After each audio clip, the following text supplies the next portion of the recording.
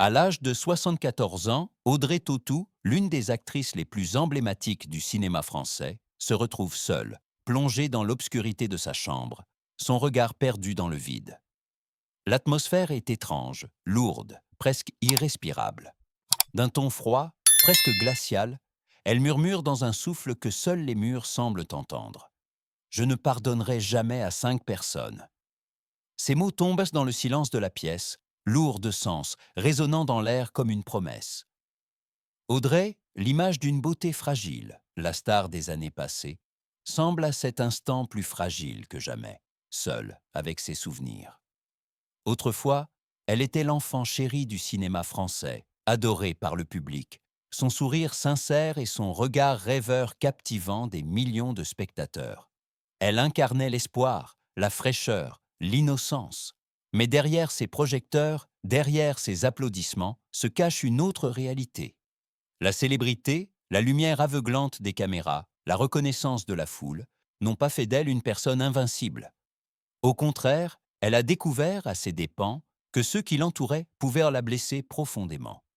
Aujourd'hui, à 74 ans, Audrey se retrouve face à 5 visages, 5 personnes qu'elle ne peut oublier ni pardonner.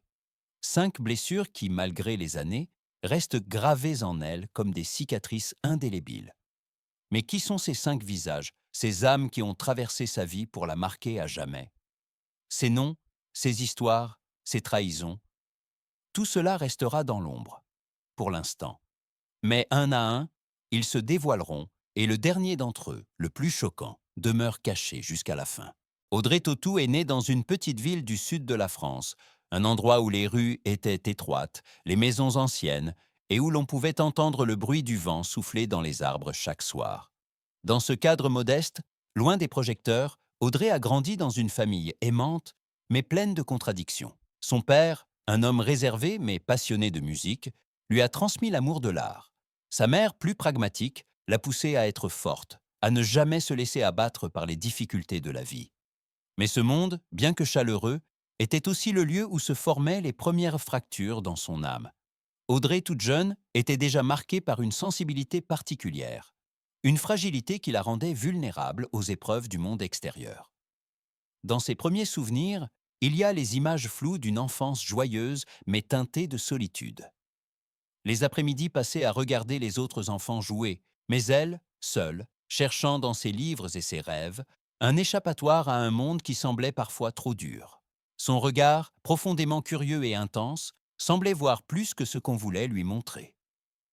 Elle observait, elle écoutait, absorbait tout ce qui se passait autour d'elle, et déjà, dans ces moments d'introspection, elle se forgeait une protection invisible, une carapace qui l'aiderait plus tard à survivre à la brutalité du monde du cinéma. C'est là, dans cette solitude de l'enfance, qu'a pris racine la première graine de méfiance en elle. Un événement marquant, sans doute l'un des plus douloureux de sa jeunesse, allait bousculer sa vision de la confiance. Un ami d'enfance, quelqu'un en qui elle avait une totale confiance, l'a trahi. La douleur de cette trahison était profonde, car elle venait de quelqu'un qu'elle considérait comme un frère. C'est à ce moment précis que quelque chose en elle s'est brisé, un fil invisible qui la reliait encore à l'innocence. Le sourire d'Audrey, autrefois léger, s'est fait plus rare, plus contrôlé. Cette trahison, cette blessure originelle, a laissé une marque qui, avec les années, ne s'est jamais complètement effacée. C'est donc avec ce poids, ce fardeau, qu'elle a quitté sa ville natale pour Paris, déterminée à conquérir le monde du cinéma.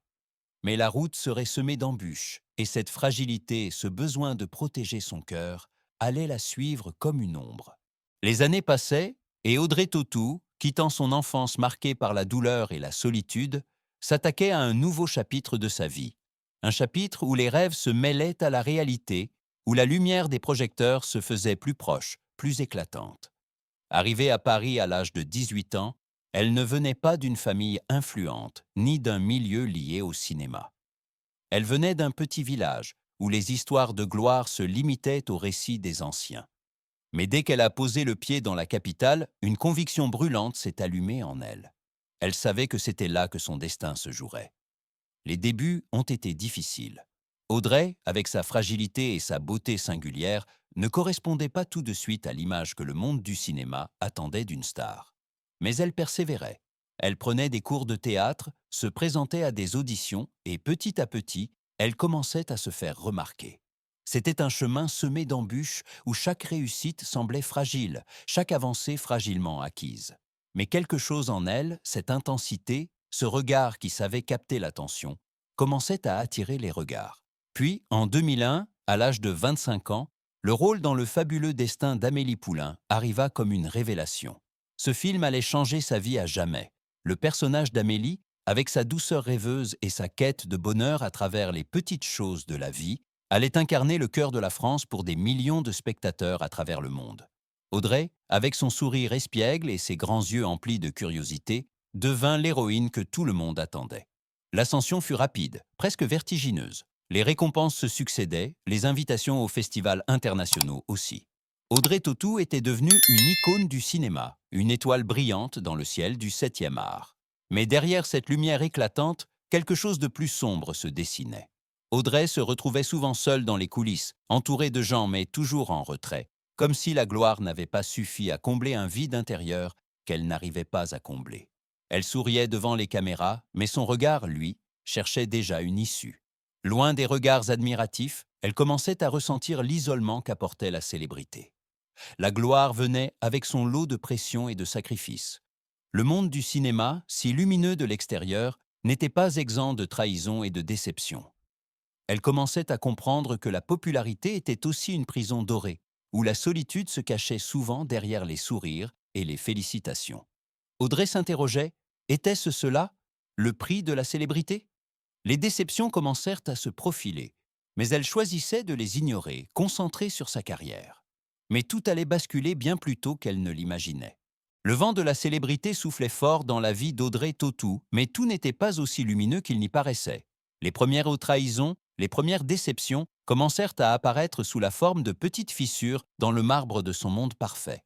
Chaque succès, chaque prix, chaque ovation semblait combler un vide, mais c'était un vide insatiable, un manque qu'elle n'arrivait pas à combler, malgré l'adulation du public.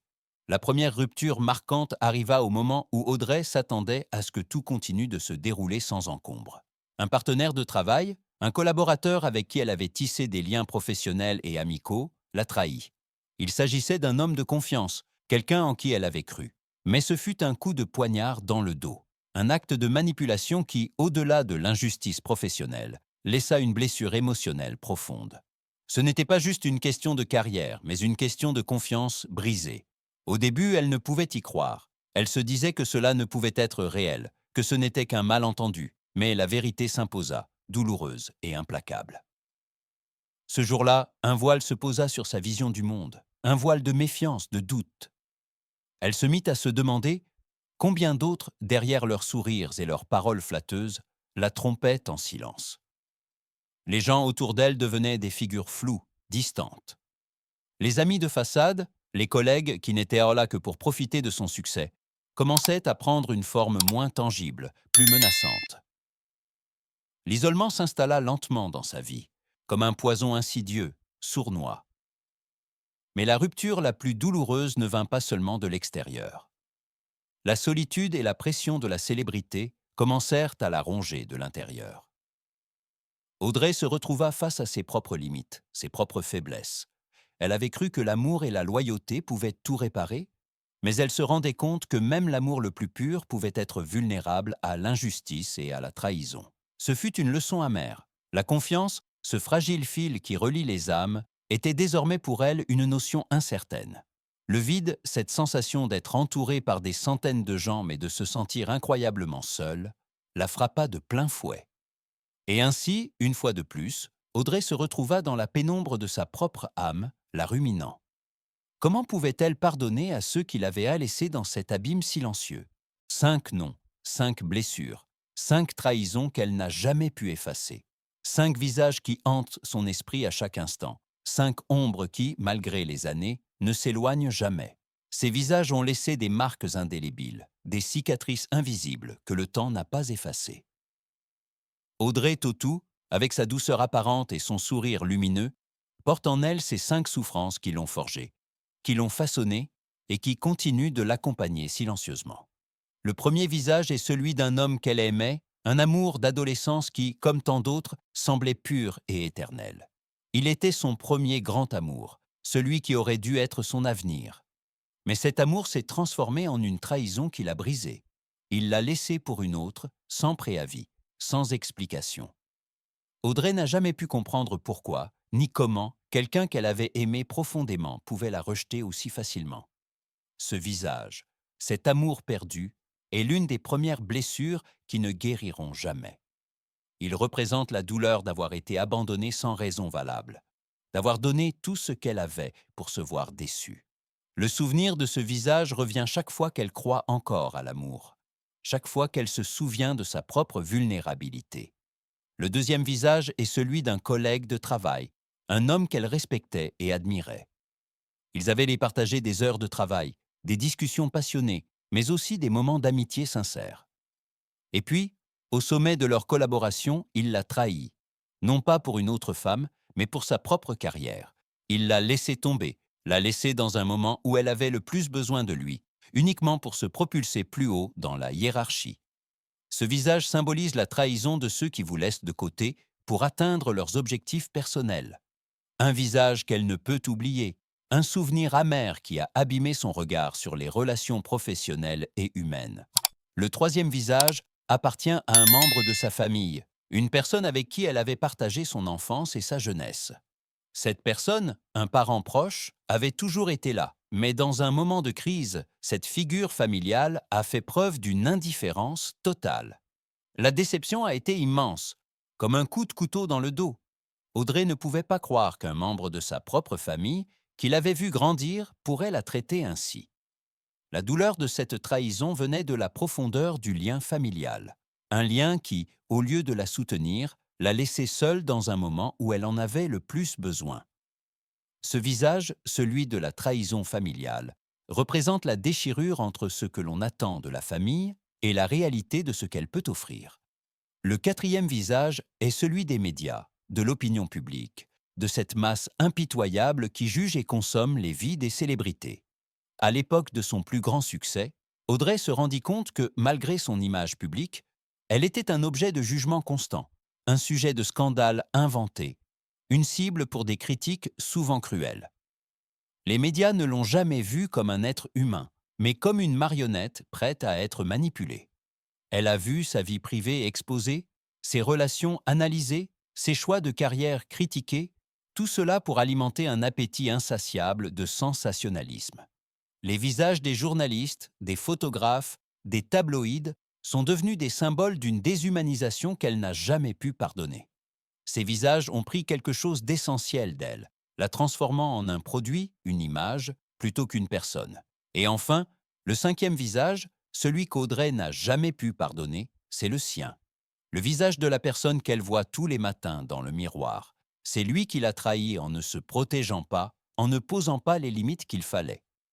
C'est lui qui a permis aux autres de l'influencer, de la façonner à l'image de ce qu'il voulait qu'elle soit.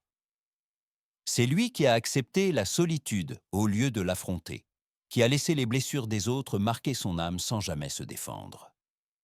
Le cinquième visage, celui de son propre reflet, est celui qu'elle ne pourra jamais fuir. C'est la trahison la plus profonde, car elle vient de l'intérieur, du cœur même de son être. Car parfois, le vrai pardon n'est pas pour les autres, mais pour soi. Et c'est ce pardon qu'Audrey cherche encore, à 74 ans, au-delà de ces 5 visages qui la hantent.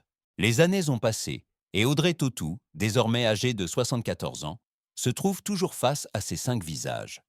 Ils sont là, invisibles, mais omniprésents, comme des fantômes qu'elle porte en elle à chaque instant de sa vie. Les blessures, bien qu'elles se soient peut-être un peu estompées avec le temps, sont toujours là, enfouies sous la surface de son être. Mais avec chaque cicatrice, Audrey a appris à vivre. Elle a appris à accepter que certaines douleurs ne se dissipent jamais, que certaines trahisons ne se pardonnent jamais. La gloire, la reconnaissance, l'amour du public, tout cela, elle l'a eu. Mais à quel prix? Derrière le masque d'une actrice adorée se cache une femme qui, elle aussi, a souffert. qui a été trahi et qui a dû se reconstruire à chaque étape, à chaque faux pas. Aujourd'hui, en regardant dans le miroir, Audrey comprend enfin que le pardon n'est pas un cadeau que l'on fait aux autres. C'est un cadeau que l'on se fait à soi-même. Peut-on vraiment vivre sans pardonner? Peut-on avancer sans ces poids qui, même invisibles, continuent de nous alourdir? Mais parfois, se rappeler ces blessures, ces visages, est une manière de ne jamais oublier que l'on a aimé, que l'on a cru, que l'on a vécu pleinement. Et peut-être que finalement, il est nécessaire de garder cette douleur en soi pour se souvenir de ce que l'on a perdu, pour ne jamais oublier les leçons qu'elle nous a enseignées. Après tout, comme l'a dit quelqu'un un jour, les cicatrices ne sont pas là pour nous rappeler nos souffrances, mais pour nous rappeler que nous avons survécu.